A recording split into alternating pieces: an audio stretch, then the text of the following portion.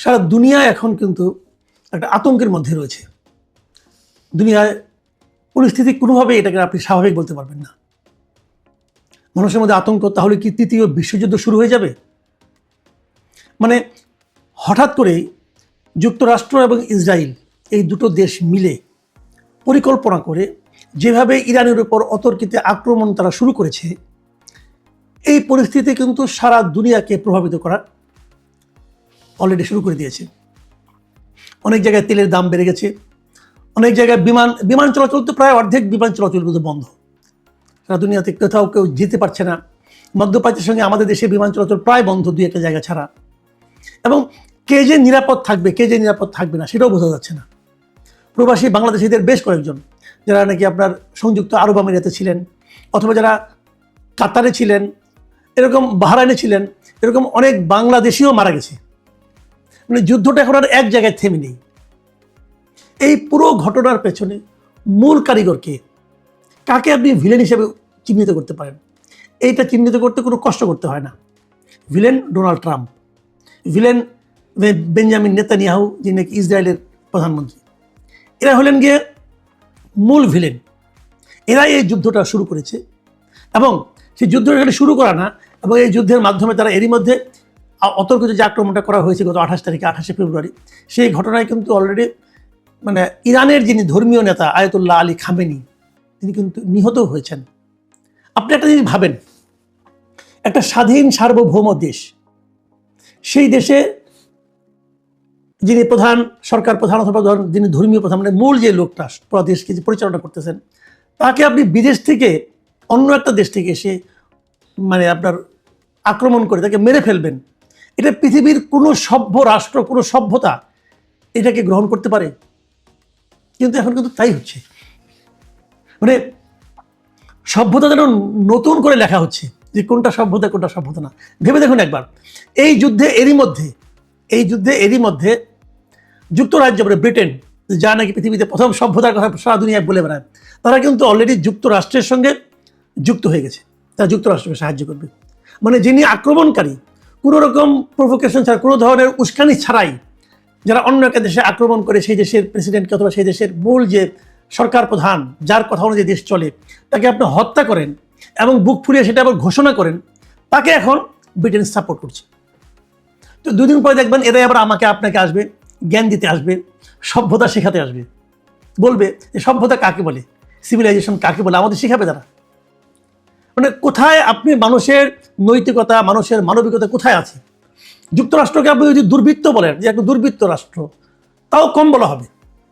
ওদের যে মন মানসিকতা, কয়েকদিন আগে দেখলাম ভেনেজুয়েলার প্রেসিডেন্টকে তার বেডরুম থেকে তুলে নিয়ে গেল যুক্তরাষ্ট্র, তার নাকি বিচার করবে।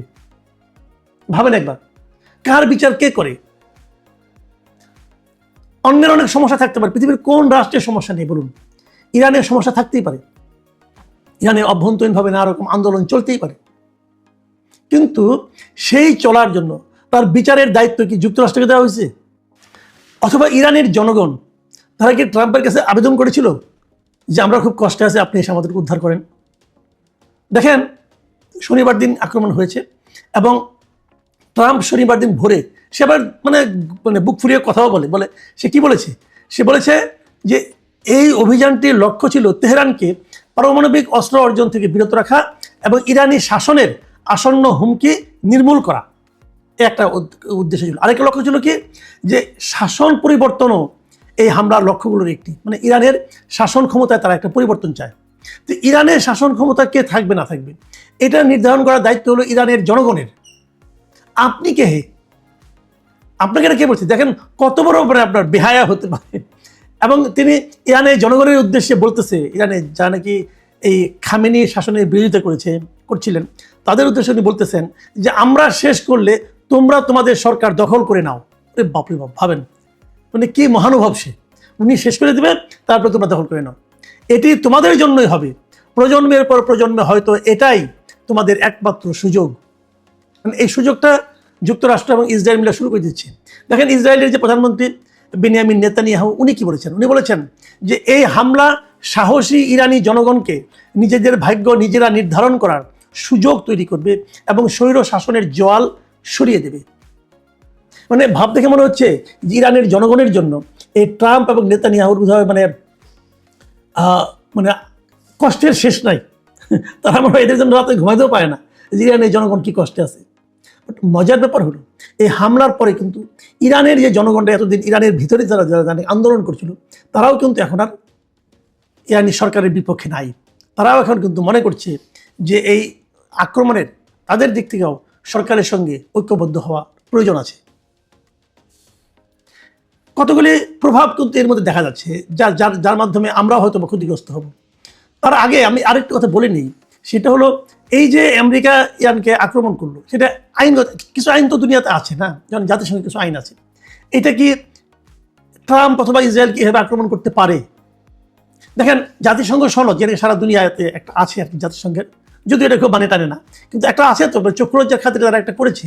সেখানে কিন্তু বলা হয়েছে স্পষ্ট করে যে কেবলমাত্র দুইটা ক্ষেত্রে একটা দেশ আরেকটা দেশের উপর আক্রমণ করতে পারে, দুইটা কারণে। কোন দুইটা কারণ? এক নম্বর কারণ হলো যদি জাতিসংঘের নিরাপত্তা পরিষদ আপনাকে আক্রমণ করার জন্য অনুমতি দেয়, যেটা সাধারণত কখনোই দেওয়া হয় না। আর দ্বিতীয়টা হলো যদি কোনো একটা রাষ্ট্র আপনাকে আক্রমণ করে তখন আত্মরক্ষার খাতিরে আপনি কিন্তু তাদেরকে আক্রমণ করতে পারেন। তার মানে এবার যুক্তরাষ্ট্র এবং ইসরায়েল যে আক্রমণ করেছে ইরানকে, ইরান যে আক্রমণটা করছে এই আক্রমণটা বৈধ, কিন্তু ওদেরটা হলো অন্যায়, ওদেরটা হলো বেআইনি, ওদেরটা হলো অবৈধ। কারণ ইরান আত্মরক্ষার জন্য আন্দোলন করছে এবং ওরা যে আক্রমণ করেছে এটা তারা তো নিজেরা বুক ফুলিয়ে বলছে অমুককে মেরে ফেলেছে তমুককে মেরে ফেলেছে, কাজেই ওইটা হলো অবৈধ।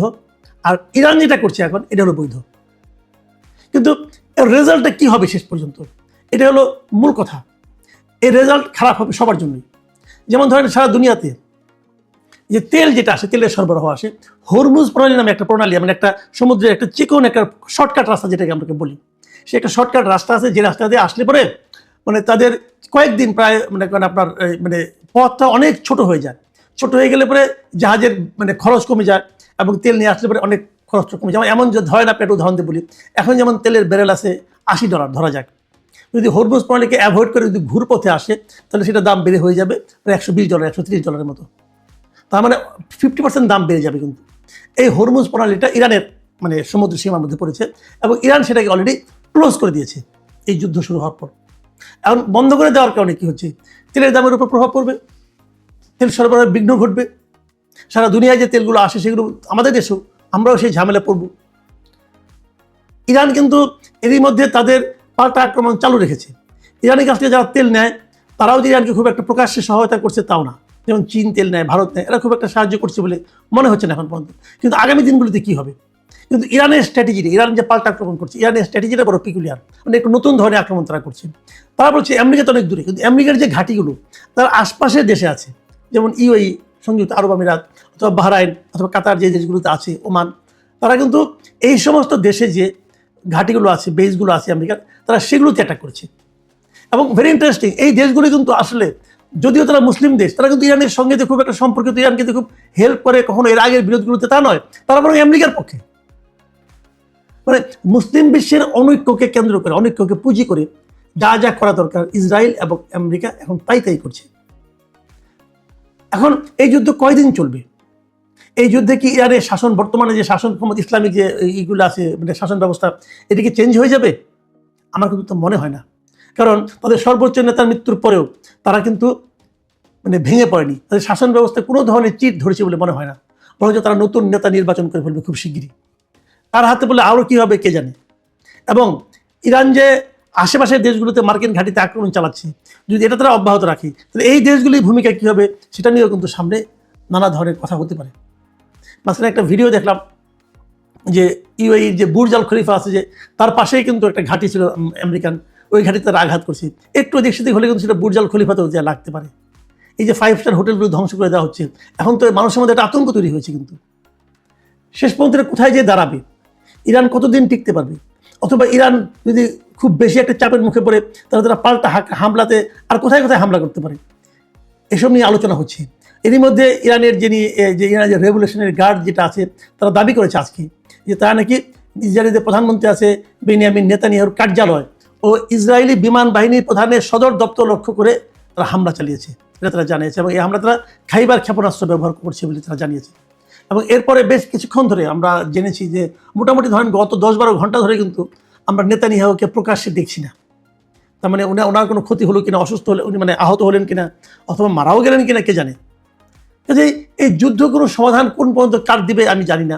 তবে আমার কাছে মনে হয় ইরানকে যতটা দুর্বল ভেবে যুক্তরাষ্ট্র এবং ইসরায়েল আক্রমণ সানিয়েছিল, ইরান সম্ভবত ততটা দুর্বল নয়, যেটা তারা এর মধ্যে প্রমাণ দিয়ে দিয়েছে।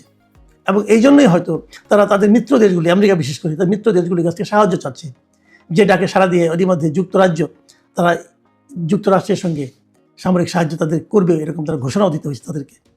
তার মানে যতটা সহজে ভেবেছিল ঘটনাগুলি ঘটাতে পারবে যুক্তরাষ্ট্র, ততটা সহজে সম্ভবত হচ্ছে না। ইরানের দিক থেকে যে পাল্টা আঘাত করা হচ্ছে, সেই আঘাতগুলি হয়তো তাদের জন্য অপ্রত্যাশিতই ছিল। মানে ভেনেজুয়েলা টাইপের দেশ ইরান নয় আসলে। প্রিয় দর্শক, সামনের দিনগুলিতে আমাদেরকে অপেক্ষা করতে হবে কী ঘটে সেই যুদ্ধে এবং কী পরিণতি আমাদের জন্য আসে সেগুলো দেখার জন্য।